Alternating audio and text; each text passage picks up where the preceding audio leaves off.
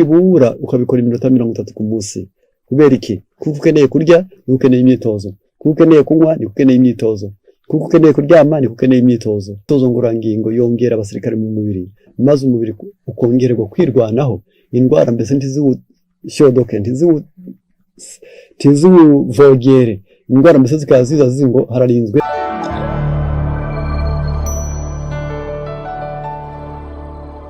Kubera iki? Aravuze imyitozo ikenewe kuri wowe kandi y'ingenzi kuruta iyindi. L'exercice matinal, marche ou jardinage. Kugenda gukora imyitozo ngororangingo mu gitondo, yaba kugenda n'amaguru cyangwa kugira turi mukora mu karima k'igikoni cyangwa se ko mu rugo. Est nécessaire pour assurer au sein une circulation convenable.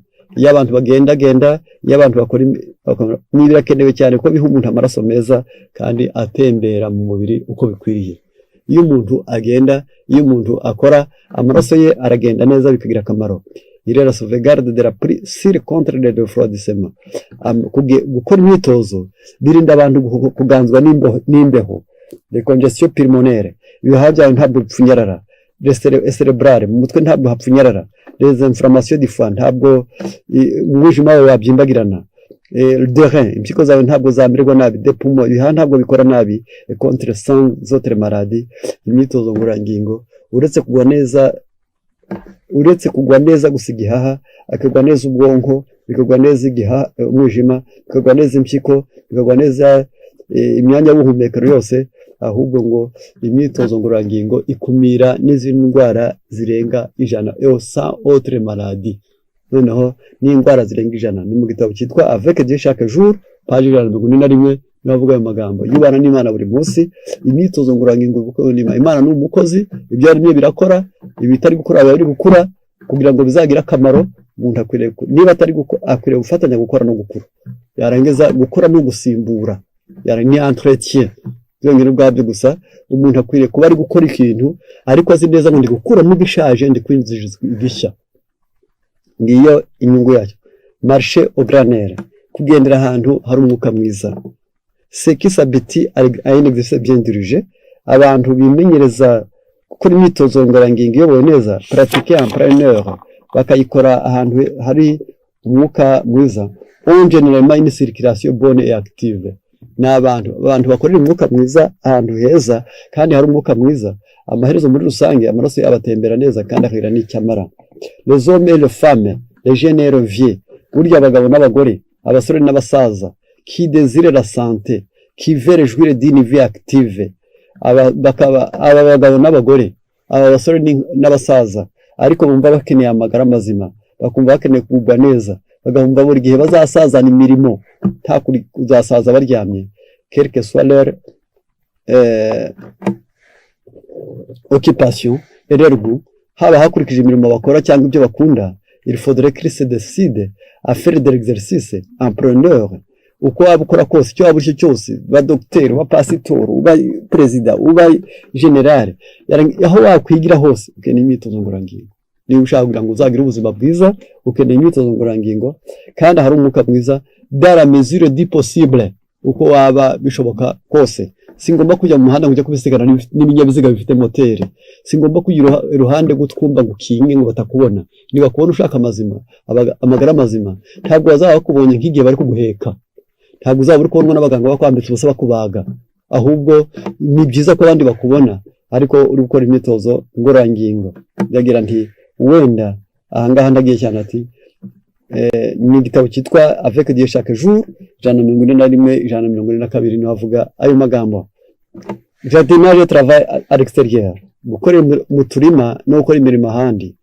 Le jardinage était l'activité physique qui pratiquait nos premiers parents. Gukora mu turima ni ibyo Adamu na Eva bakozemo. Noneho kubw'ibyo barabagaye, bayoboye amashami, baratunganyije, nuko uravuze ngo retenir pris l'homme et le placer dans le jardin de Eden pour le cultiver et le garder. Imana yafashe umuntu imushyira mu karima ka Edeni, iramubwira ngo azayihingire kandi azayirinde. Ni Itangiriro 2:15. Que les hommes et les femmes travaillent dans les champs, les verges et le jardin. Abagabo n'abagore nibakore mu mirima nibakore mu bihambo by'imboga aho bahinga utuboga nibongera bajye mu turima tw'ubustani. Cette activité donnera la santé et la vigueur à leur nerfs et à leurs muscles. Imirimo nk'iyi ngiyi izatanga amagara mazima, izatanga intege ku mitsi yumva kandi izatuma imihoro igira imbaraga. Ngaya amahirwe yo gukora, ntawe ukwiriye kubyinubira ngo yagize amafaranga, ntawe ukwiriye kubyinubira ngo afite icyubahiro, ntawe ukwiriye kubyinubira ngo biragayishije, ahubwo ikigayishiye ku isi ni ukudakora, ni ubunebwe, ni uburangare, ni uruzerero. Yarangiza niyo mpamvu umuntu akeneye ibyo bintu. Ni mu gitabo cyitwa Kubana n'Imana buri munsi avec Dieu chaque jour, page n'ubundi 141. Ndagira ngo kubazagisoma bazayikurika neza. Le principe d'un exercice physique. Dore amategeko agenga imyitozo ngororangingo. L'exercice doit être régulier. Umuntu akwiriye gukora imyitozo buri munsi.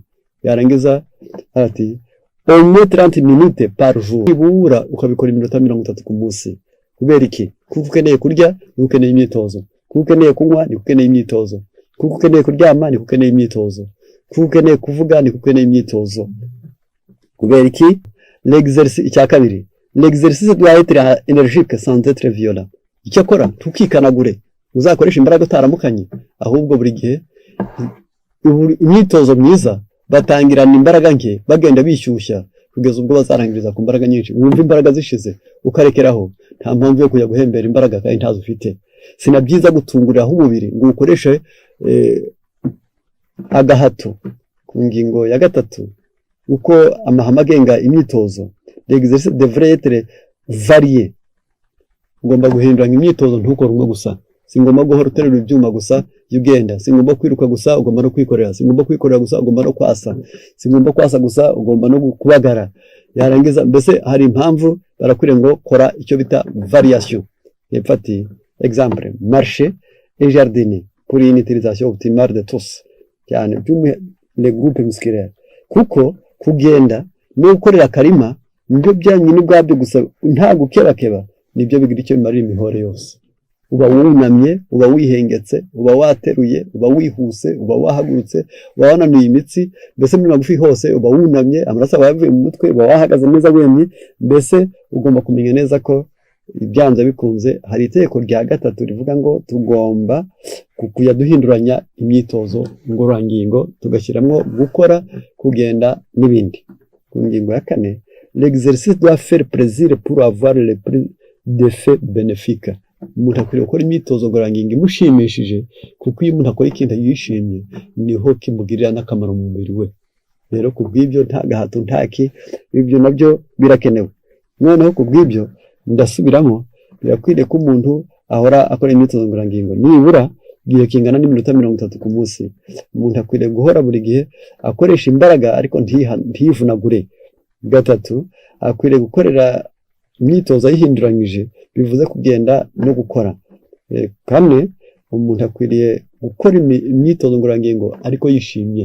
Niyo mpamvu buryo umuntu asanga urungano wenda cyangwa akajyana n'uwo bashakanye, yarangiza ibyo birakenewe cyane. Les bienfaits de l'exercice.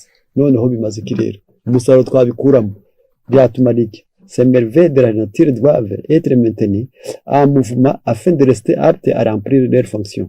Imibiri yacu yose, imiterere yacu ko turemetse, bikwiriye guhora byinyagambura kugira ngo bikore umurimo byagenewe neza. L'inaction est une cause fréquente de maladie. Kubaho udakora, kubaho utinyagambura, kubaho wicaye uri mwicazi, niyo ntandaro y'indwara nyinshi. Ubwo bivuze ngo hari indwara zakizwa no gukora, hari n'izitewe no kudakora. Muri magufi benshi barwaye atari imirire mibi gusa, ahubwo hariho n'abarwaye ari ubunebwe, akicara mu ntebe akazamuka igitanda gusa akakimanuka akajya mu modoka, ntagenda n'amaguru, ahantu hose ni moto, ahandi hose ni imodoka. Abandi benshi cyane no kwibera mu buriri gusa, bakaba niba bishya mu mbyutse, yarangiza abo bose icyo baba bahunitse ni indwara. Niyo mpamvu mu gitabo cyitwa Kubana n'Imana buri munsi 155 aragize. Rero tugiye kureba umusaruro w'iyo myitozo ngororangingo. L'exercice fortifie les muscles zose. Imyitozo ngororangingo ikomeza imihore n'amagufa kugira ngo kuyihora ugwa, amagufa yawe aba ahagaze neza, imigongo yawe ye kurwara, nta mpamvu yo kumunguka iriho, za nerve sciatique kugira ngo zivure. Birakwiriye gukora imyitozo ngororangingo maze imihore yawe n'amagufa yawe bikamera neza. Ku cya kabiri, l'exercice améliore la circulation sanguine de plusieurs façons. iyi myitozo ngororangingo igenda ikavugurura amaraso mu mitemberere yayo yose akagenda neza kandi mu buryo bwose. Ubwo bivuze neza ngo imitsi irarambuka, imitsi irazibuka, imitsi iragororoka, imitsi iroroha, yarangiza ukaba uhuye no kumererwa neza bitewe n'imyitozo ngororangingo. Noneho kubera iki rero nibura ngo tubyumvikaneho neza.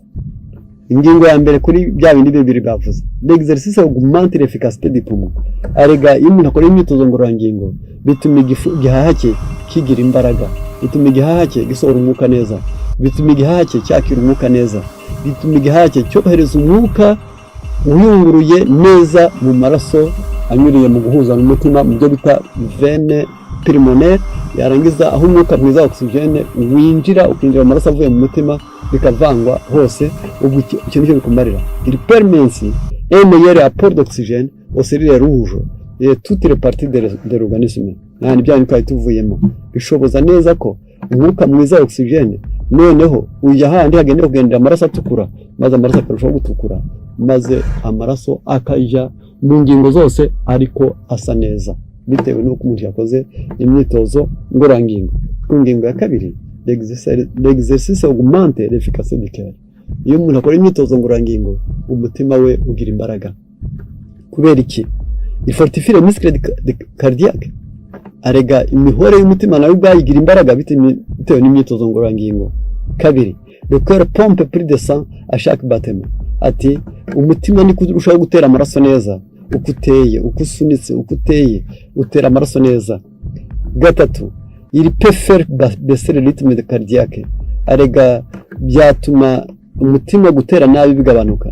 Un cœur plus fort et plus efficace bat moins que celui d'une personne inactive. Umutima w'umuntu ukora utera neza kandi mu rugero rwiza, ni mu buryo bw'ingirakamaro kuruta uw'inyicazi. Umuntu wese uticara ukora umutima utera neza, naho umuntu wara yicariye umutima utera nabi. Nubwo mwirukanka gato cyane bate nagize hypotension, amaraso azamuka ari kugenda buhoro, nagize hypertension, amaraso amanuka mu mubiri ari kwihuta cyane yakabije, nagize pressure, mbese ugasa naho ari ishema wabonye nk'ahora mu modoka wabonye, Rwanda bakaguha kanini k'ubuzima bwawe bwose, ariko imyitozo ngororangingo niyo agomba gutuma umutima utera neza. Par exemple, si le rythme cardiaque passe de 70 à 60 battements, niba amaraso yawe avuye mu gutera inshuro 70 akajya ku inshuro 60 ku munota, 10 battements par minute, yarangiza bikaba bigiye kuvuga ngo ubwo noneho umunota umwe umutima ugiye gutera inshuro 10, lequel s'économisera plus de 14 000 battements par jour. Umutima uzatera inshuro 14,000 ku munsi. Rero kubwibye niyo mpamvu dukeneye imyitozo ngororangingo kugira umutima wacu utere neza, epfo igihaha cyakoze neza, amaraso yatembereye neza, umutima uteye neza. Yarangiza aravuze ngo les vaisseaux sanguins augmentent en nombre et en taille. Imitsi yacu ijyana amaraso, utudutsi duto cyane two mu mubiri tujyana amaraso, umubare watwo uriyongera. Sigaye mubona abantu benshi babyibushye ariko bakakubwira ngo afite amaraso make, akaba abyibushye ariko agahora ahumeka insigasigane, agahora abyibushye ariko ukumva ari umunyantege nke. Nta kindi kibitera, yongera imihore ariko imitsi ntiyongere, kuko imitsi ntabwo yongerwa no kurya, ahubwo yongerwa no gukora.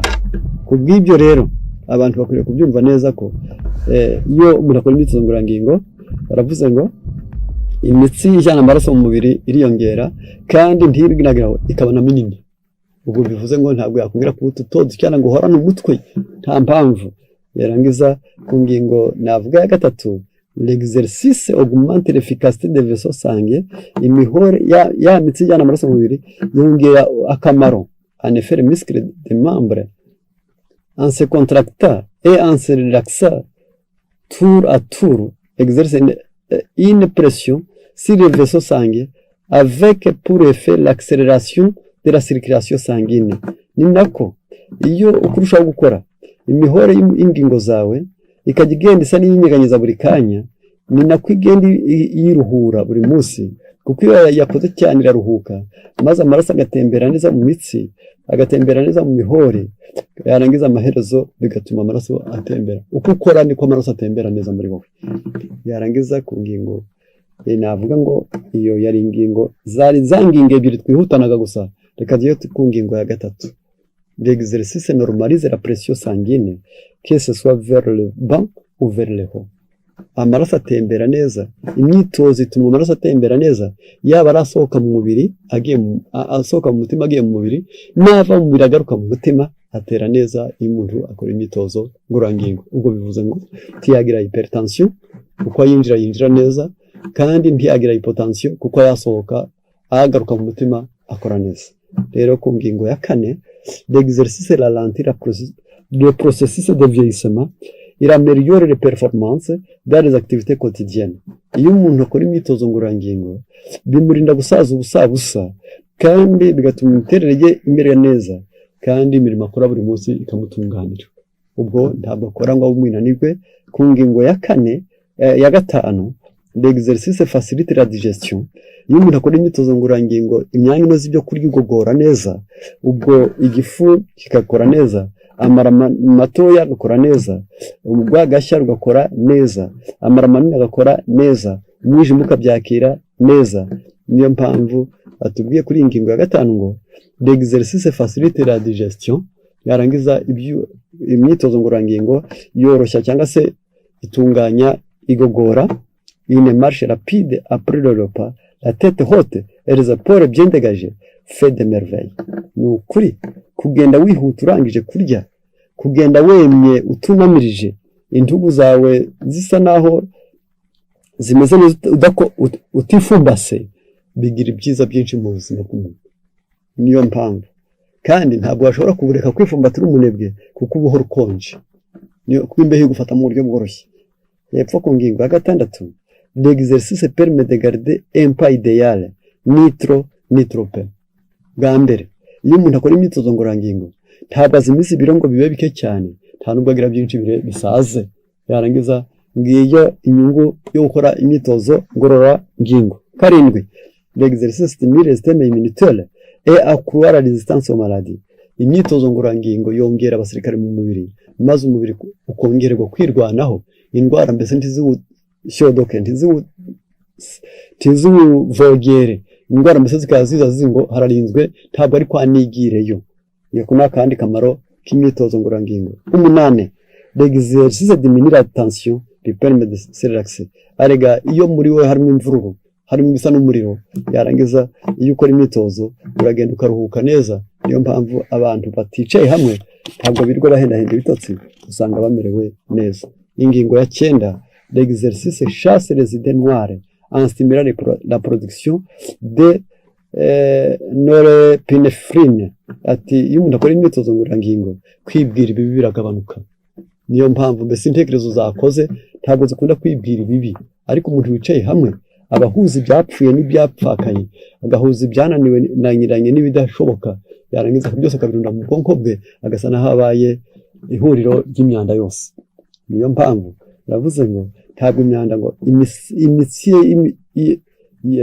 y'imyakura ikora neza, yarangiza nicyo gituma iyo umuntu baravuze ngo ni antidepresseur dans le cerveau. Yarangiza ibintu byose bituma umuntu yiheba, ntabwo byanga kuko iyo umuntu adakora imyitozo ibitera kwiheba biba mu bwenge, ugatangira gusaza mu bwenge uri muto, ugatangira kunanirwa icyerekezo, ugatangira kuvuga ibizapfa n'ibizahomba, maze ukawumwinanirwa. Ku ngingo ya 10, iranga akamaro ibyo dukora, iyo dukomora mu myitozo ngororangingo, haravuze ngo l'exercice aiguise les facultés mentales et intellectuelles. Iyo umuntu akora imyitozo ngororangingo bityaza ubushobozi bwo gutekereza n'ubw'ubuhanga. Icyo ni ikindi cy'ingenzi cyane. Iyo umuntu ashaka kuba umuhanga aragenda, yarangiza bigatoza neza, maze bikamutyaza, mbese aiguise ni nko gusongora, yarangiza byo ni rwazo ko harimo ijambo aiguise.